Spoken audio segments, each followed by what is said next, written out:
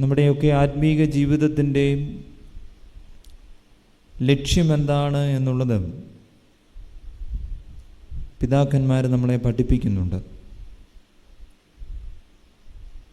നിസായിലെ വിശുദ്ധനായ ഗ്രിഗോറിയോസ് എന്ന് പറയുന്ന പിതാവ്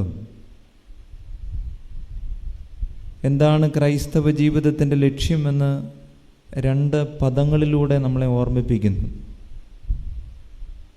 അതിലൊന്നാമത് അദ്ദേഹം പറഞ്ഞു വെക്കുവാനായിട്ട് ആഗ്രഹിക്കുന്നത് പെർഫെക്ഷൻ ടു പെർഫെക്ഷൻ, പൂർണ്ണതയിൽ നിന്ന് പൂർണ്ണതയിലേക്കുള്ള വളർച്ചയാണ് ക്രിസ്തീയ ജീവിതമെന്ന് പറയുന്നത്. രണ്ടാമത് അദ്ദേഹം പറയുന്നു ഗ്ലോറി ടു ഗ്ലോറി, മഹത്വത്തിൽ നിന്ന് മഹത്വത്തിലേക്കുള്ള വളർച്ചയാണ് ക്രൈസ്തവ ജീവിതം എന്ന് പറയുന്നത്.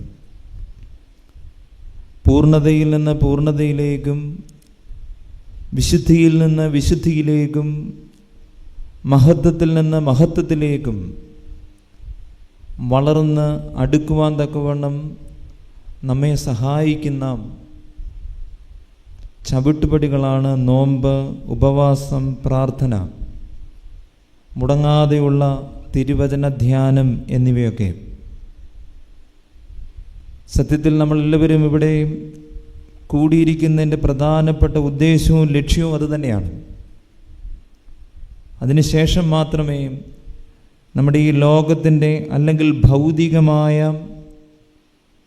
നമ്മുടെ ആവശ്യങ്ങൾക്കും ആഗ്രഹങ്ങൾക്കുമൊക്കെ പ്രസക്തിയുള്ളൂ എന്ന് ഈ ദിവസത്തിൽ നാം തിരിച്ചറിയണമെന്ന് ദൈവാത്മാവിൽ സ്നേഹത്തോടെ ഓർമ്മിപ്പിക്കുകയാണ്. ഇത് അമ്മ വിചാരത്തിൻ്റെ 15 ദിനങ്ങളാണ്. സുവിശേഷത്തിൽ ഇത്രമേൽ സൗന്ദര്യമുള്ള മറ്റൊരു വ്യക്തിത്വത്തെ കണ്ടുകിട്ടാനാകുമോ എന്നൊരു സംശയം നമുക്കെല്ലാവർക്കുമുണ്ട്. 4 ഘട്ടങ്ങളിൽ പരിശുദ്ധ ദൈവമാതാവിൻ്റെ സാന്നിധ്യം പുതിയ നിയമത്തിൽ നമുക്ക് കണ്ടുകിട്ടുവാനായിട്ട് സാധ്യമാകുന്നുണ്ട്. അതോരോന്നും ഓരോ വാക്കിൽ വേഗത്തിൽ പറഞ്ഞ് ഞാൻ അവസാനിപ്പിക്കുവാനായിട്ട് ആഗ്രഹിക്കുകയാണ്. അതിലൊന്നാമത് അമ്മ മറിയത്തെ നാം കണ്ടുമുട്ടുന്നത് നസറേത്തിലെ ആ ചെറിയ പട്ടണത്തിലെ ആ കൊച്ചു വീട്ടിലാണ് അമ്മ മറിയത്തെ നാം കാണുന്നത്. ഇപ്പോൾ നമസ്കാരം പൂർത്തീകരിച്ചപ്പോൾ നമ്മൾ പാടി, പ്രാർത്ഥിപ്പാൻ ദൈവത്തിൻ മുൻപിൽ മറിയാം നിൽക്കുമ്പോൾ അഗ്നിമയനായ ഗബ്രിയേൽ മാലാഖ അവളോട് സംവേദിക്കുകയും ദൈവത്തിൻ്റെ വചനിപ്പ്, ദൈവപുത്രൻ അവളിൽ ഉരുവാകുമെന്നുള്ള ആ വലിയ വചനിപ്പിൻ്റെ ആ സ്വർഗത്തിൻ്റെ വചനം അവളോട് പങ്കിടുകയും ചെയ്യുകയാണ്. അങ്ങനെയാണ് സുവിശേഷത്തിൽ അമ്മ മറിയത്തെ നാം ആദ്യമേ കണ്ടുമുട്ടുന്നത്. നസറേത്തിലെ ചെറിയ ഭവനം, നസറേത്ത് എന്ന് പറയുന്ന പട്ടണത്തെക്കുറിച്ച് നാം ഒന്ന് പഠിക്കുവാനായിട്ട് ശ്രദ്ധിച്ചാൽ വേദപണ്ഡിതന്മാരുടെ ഭാഷയിൽ നസറേത്ത് എന്ന് പറയുന്ന പട്ടണം ചില പരിമിതികളുള്ള പട്ടണമായിരുന്നു. ഒന്നുകൂടെ വ്യക്തമായിട്ട് പറഞ്ഞാൽ ദൈവകൃപ ഇറങ്ങി വസിക്കുവാൻ തക്കവണ്ണം ചില പരിമിതികളുള്ള ഇടമായ പട്ടണമാകുന്ന നസറേത്ത് എന്ന് പറയുന്ന പട്ടണത്തിൽ അപ്രയം പിതാവിൻ്റെ ഭാഷയിൽ പറഞ്ഞാൽ പാവപ്പെട്ട ഒരു പെൺകുട്ടിക്ക് സ്വർഗത്തിൻ്റെ സന്ദേശം അല്ലെങ്കിൽ ദൈവത്തിൻ്റെ വചനത്തെ, ദൈവപുത്രനായ ക്രിസ്തുവിനെ ഉദരത്തിൽ വഹിക്കുവാനായിട്ട് ഇടയാകുന്നുണ്ടെങ്കിൽ പ്രിയപ്പെട്ടവരെ, പരിമിതികളുള്ള നമ്മുടെ ജീവിതങ്ങളിലും ദൈവം ഇറങ്ങി വസിക്കണമെങ്കിൽ അമ്മ മറിയത്തെ പോലെ നമ്മുടെ ജീവിതത്തിനും ഒരു ആത്മീകമായ വിശുദ്ധിയുടെ തലം ആവശ്യമാണ് എന്ന് നാം മറന്നു പോകരുത്. അങ്ങനെ ആദ്യഘട്ടത്തിൽ സുവിശേഷത്തിൽ അമ്മ മറിയത്തെ നാം കണ്ടുമുട്ടുകയാണ്. ചില സംവേദനങ്ങളൊക്കെ മാലാഖയുമായിട്ട് അമ്മ മറിയം നടത്തുന്നുണ്ട്. അതവളുടെ നിസ്സാരമായ ജീവിതത്തിൽ നിന്ന് ഉൾത്തിരിഞ്ഞു വന്ന സന്ദേഹം മാലാഖ ദൈവവചനത്തിൻ്റെ അടിസ്ഥാനത്തിൽ നീക്കിക്കൊണ്ട് ദൈവപുത്രനെ ഉദരത്തിൽ വഹിക്കുവാൻ തക്കവണ്ണം അവളെ പക്വതപ്പെടുത്തുകയും അവളെ ധൈര്യപ്പെടുത്തുകയും ആ സ്വർഗം ഏൽപ്പിച്ച ആ വലിയ നിയോഗം താഴ്മയോടും വിനയത്തോടും കൂടി അമ്മ മറിയാം ഏറ്റെടുക്കുകയും ചെയ്യുമ്പോൾ, പ്രിയപ്പെട്ടവരെ, ഒരു കാര്യം നമ്മുടെ ജീവിതത്തോടെ ചേർത്ത് പിടിക്കുവാൻ നമുക്ക് ഇടയാകണം. പലപ്പോഴും ദൈവ ഇഷ്ടം നമ്മളിൽ നിറവേറുന്നതിന് പകരം നമ്മളുടെയൊക്കെ വ്യക്തിപരമായ ഇഷ്ടം നിറവേറണമെന്ന് ആഗ്രഹിക്കുന്ന ഒരു ആത്മീക ജീവിത ശൈലി ഇന്ന് കണ്ടുവരുന്നുണ്ട്. ഇവിടെയാണ് അമ്മ മറിയം നമുക്ക് ഉദാത്തമായ മാതൃകയായിട്ട് മാറുന്നത്. സ്വന്തം ഇഷ്ടമല്ല, തന്നിഷ്ടമല്ല, അതിനപ്പുറമായി ദൈവ ഇഷ്ടം എൻ്റെ ജീവിതത്തിൽ നിറവേറണമെന്ന് ആത്മാർത്ഥമായിട്ട് ആഗ്രഹിക്കുകയും അതിനുവേണ്ടി സ്വയം ദൈവസന്നിധിയിൽ സമർപ്പിക്കുകയും ചെയ്യുന്ന ഒരു അമ്മയെ, ഒരു പെൺകുട്ടിയെ, ഒരു സ്ത്രീരത്നത്തെ സുവിശേഷത്തിൻ്റെ ആദ്യ ഭാഗത്ത് നാം കണ്ടുമുട്ടുകയാണ്. രണ്ടാമത് അമ്മ മറിയത്തെ സുവിശേഷത്തിൻ്റെ ഏടുകളിൽ നാം കണ്ടുമുട്ടുന്നത് യേശു ക്രിസ്തുവിൻ്റെ പരസ്യ ശുശ്രൂഷയിൽ ഒരു നിഴലായി കൂടെ നടക്കുന്ന ഒരമ്മയാണ്. വിശുദ്ധ യോഹന്നാൻ്റെ സുവിശേഷത്തിൻ്റെ 2-ാമത്തെ അധ്യായത്തിൽ നമുക്ക് സുപരിചിതമായൊരു സംഭവമുണ്ട്. കാനാവിലെ വിരുന്ന് ഭവനം എന്ന് പറയുന്നത്. യേശു തമ്പുരാൻ തൻ്റെ പരസ്യ ശുശ്രൂഷയിൽ ആദ്യത്തെ അത്ഭുതം ചെയ്യുന്നത് കാനാവിലെ വിരുന്ന് ഭവനത്തിലാണ്. അതിനൊരു മുഖാന്തരമായിട്ട് തീരുന്നത് അമ്മ മറിയമാണെന്ന് സുവിശേഷം വരികൾക്കിടയിൽ കൂടി വായിക്കുമ്പോൾ നമുക്ക് മനസ്സിലാകുന്ന ഒരു യാഥാർത്ഥ്യമാണ്. ഇവിടെയാണ് സഭാജീവിതത്തിൽ നമ്മുടെ ജീവിതത്തിൻ്റെ ഉത്തരവാദിത്തത്തെ അമ്മ മറിയം വല്ലാതെ ഓർമ്മിപ്പിക്കുന്നത്. സഭയുടെ വിശേഷണം എന്ന് പറയുന്നത് സഭ നിത്യകന്യകയുടെ പ്രതീകമാണ്, ഭാഗ്യവതിയാണ്, ക്രിസ്തുവിൻ്റെ മണവാട്ടിയാണ്. പരിശുദ്ധ ദൈവമാതാവിനും സുറിയാനി പിതാക്കന്മാർ കൊടുക്കുന്ന വിശേഷണം അതുതന്നെയാണ്. അവൾ ഒരേ സമയം നിത്യകന്യകയും ഭാഗ്യവതിയും ദൈവമാതാവുമാണ്.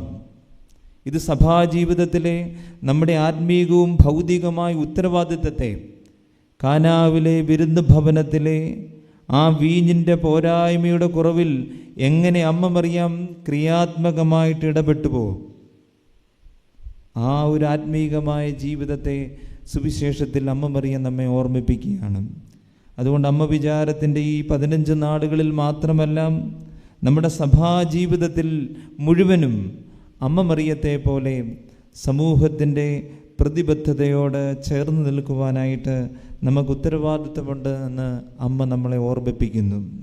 ഇത് നമ്മുടെ സഭാജീവിതത്തിൻ്റെ ഉത്തരവാദിത്വത്തിൻ്റെ പ്രതീകമായിട്ട് ആ വേദഭാഗത്തെ സുറിയാനി പിതാക്കന്മാർ വ്യാഖ്യാനിക്കുമ്പോൾ അമ്മ മറിയത്തെ പോലെ അപരൻ്റെ വേദനകളിൽ അപരൻ്റെ പ്രയാസങ്ങൾ എൻ്റെ പ്രയാസങ്ങൾ കൂടിയാണെന്നുള്ള ബോധ്യത്തോടു കൂടി അതിനോട് ചേർന്ന് പിടിക്കുവാൻ അമ്മ മറിയം നമ്മളെ വല്ലാതെ ഓർമ്മിപ്പിക്കുകയാണ്.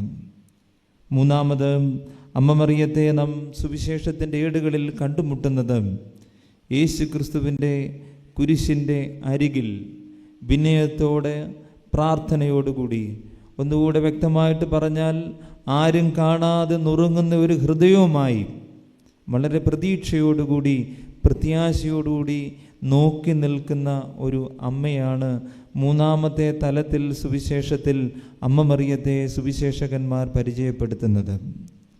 ക്രിസ്തു കുരിശിൽ കിടന്നുകൊണ്ട് പറയുന്നുണ്ട്, അമ്മ മറിയത്തെ നോക്കിക്കൊണ്ട്, അമ്മേ, ഇനി ഈ നിൽക്കുന്ന യോഹന്നാനാണ് നിൻ്റെ മകൻ. സ്ലിഹായായ യോഹന്നാനെ നോക്കി കർത്താവ് പറയുകയാണ്, ഈ നിൽക്കുന്നതാണ് ഇനി മുതൽ നിൻ്റെ അമ്മ.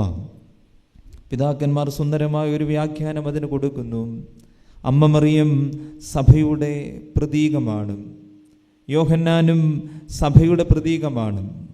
സഭയാകുന്ന മണവാട്ടിയെ തോഴനായ യോഹന്നാൻ്റെ കൈകളിൽ ഏൽപ്പിച്ചുകൊണ്ട് ഈ സഭാജീവിതത്തിൽ അവൾ കൂടാതെയുള്ള ഒരു ജീവിതം നമുക്ക് നയിക്കുവാനായിട്ട് സാധിക്കുകയില്ല എന്നുള്ള പൗരസ്ത്യ ആധ്യാത്മികതയുടെ ആഴം സുവിശേഷ ഭാഗത്തിൽ നിന്ന് പിതാക്കന്മാർ വ്യാഖ്യാനിച്ചു കൊടുക്കുമ്പോൾ അമ്മയും മകനും തമ്മിലുള്ള ബന്ധത്തേക്കാൾ കൂടുതലായി ക്രിസ്തുവും അവൻ്റെ മണവാട്ടിയായ പരിശുദ്ധ സഭയും തമ്മിലുള്ള ബന്ധത്തെ കുരിശിൽ കിടന്നുകൊണ്ട് അമ്മയെ ചേർത്ത് പിടിക്കുന്നതിലൂടെ ക്രിസ്തു നമുക്ക് കാണിച്ചു തരികയാണ്.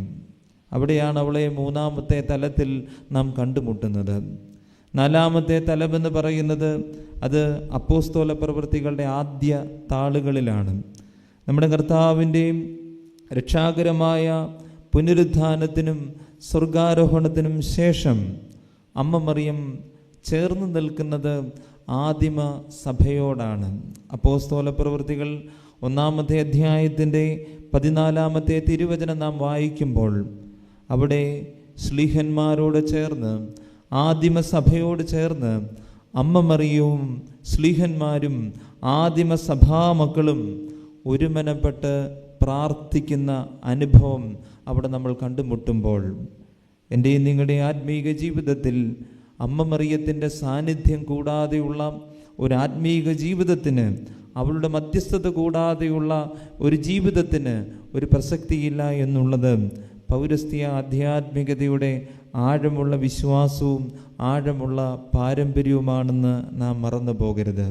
അതുകൊണ്ട് അമ്മ മറിയത്തിൻ്റെ ഈ ഓർമ്മയുടെ നാളുകളിൽ ഞാനും നിങ്ങളുമായിരിക്കുമ്പോൾ ദൈവ ഇഷ്ടം നമ്മളിൽ നിറവേറുവാനായിട്ട് നാം തീവ്രമായിട്ട് ആഗ്രഹിക്കണം. നമ്മുടെ തന്നിഷ്ടമല്ല, മറിച്ച് ദൈവ ഇഷ്ടം എന്നിൽ നിറവേറുവാനായിട്ട് ഇടയാകണമേ എന്ന് നമുക്ക് പ്രാർത്ഥിക്കുവാനായിട്ട് ഇടയാകണം. ആ കാനാവിലെ വിരുന്ന് ഭവനത്തിലെ പോലെ പുറമോടികളുള്ള അനേക ജീവിതങ്ങളുണ്ട്. പുറത്തുനിന്ന് നോക്കുമ്പോൾ ആർക്കും ഒരു കുഴപ്പവും നമ്മളെക്കുറിച്ച് തോന്നാറില്ല. കാരണം ആ ബാഹ്യമായ ആഡംബരങ്ങൾ കൊണ്ടും സൗന്ദര്യങ്ങൾ കൊണ്ടുമൊക്കെ ഒരു കുറവും ആർക്കും നമ്മളെക്കുറിച്ച് തോന്നാറില്ല. പക്ഷേ ഉള്ളിൻ്റെ ഉള്ളിലെ ആ ഹൃദയമാകുന്ന കലവറകളിലേക്ക് നാം ഒന്ന് എത്തി നോക്കുമ്പോൾ അവിടെ വീഞ്ഞിൻ്റെ നല്ല കുറവുണ്ട്. വീഞ്ഞ് എന്ന് പറയുന്നത് വിശുദ്ധ വേദപുസ്തകത്തിൻ്റെ അടിസ്ഥാനത്തിൽ ആത്മീക ജീവിതത്തിൻ്റെ നിറവിൻ്റെ പ്രതീകമാണ്. ആത്മീക ജീവിതത്തിൻ്റെ നിറവിൻ്റെ പ്രതീകമായ വീഞ്ഞ് നമ്മുടെ അലസത കാരണം, നമ്മുടെ പാപജീവിതങ്ങൾ കാരണം, നമ്മുടെ മടി കാരണം, നമ്മുടെ ഉത്തരവാദിത്വത്തിൽ നിന്നുള്ള പിന്മാറ്റൽ കാരണം പലപ്പോഴും ഈ ആത്മീക ജീവിതത്തിൻ്റെ നിറവ് നമ്മളിൽ കുറഞ്ഞു പോകുന്നുണ്ടെങ്കിൽ ആ ഹൃദയമാകുന്ന കലവറയിലേക്ക് എന്ന് എത്തി നോക്കുവാൻ തക്കവണ്ണം അമ്മ മറിയത്തെ നമുക്ക് ക്ഷണിക്കുവാനായിട്ടിടയാകണം. അപ്പോൾ അവളുടെ പുത്രനോട് പറയും, ഇവൾക്ക് ചില കുറവുകളുണ്ട്, ചില പരിമിതികളുണ്ട് എന്ന് പറഞ്ഞുകൊണ്ട് നമ്മുടെ മരണസമയത്ത് പോലും തമ്പുരാനോട് അപേക്ഷിക്കുവാൻ തക്കവണ്ണം സ്വർഗത്തിൽ നമുക്കൊരു അമ്മയുണ്ട് എന്നുള്ളൊരു ബോധ്യം വല്ലാതെ നമ്മളെ ഭരിക്കണം. ആ വിശ്വാസത്തിൽ മുമ്പോട്ട് ജീവിക്കുവാൻ നമുക്ക് ഇടയാകണം. അതിന് അമ്മ മറിയത്തെ കൂട്ടുപിടിക്കുവാനായിട്ട് നമുക്കിടയാകണം. മൂന്നാമതായിട്ട് ഞാൻ ഓർമ്മിപ്പിക്കുവാനായിട്ട് ആഗ്രഹിച്ചത്, നമ്മുടെ സഭാജീവിതത്തിൽ അമ്മ മറിയത്തിൻ്റെ മധ്യസ്ഥത കൂടാതെയുള്ള ഒരു ജീവിത ശൈലിക്ക് അത്രമേൽ പ്രസക്തിയില്ല എന്നുള്ളതാണ്.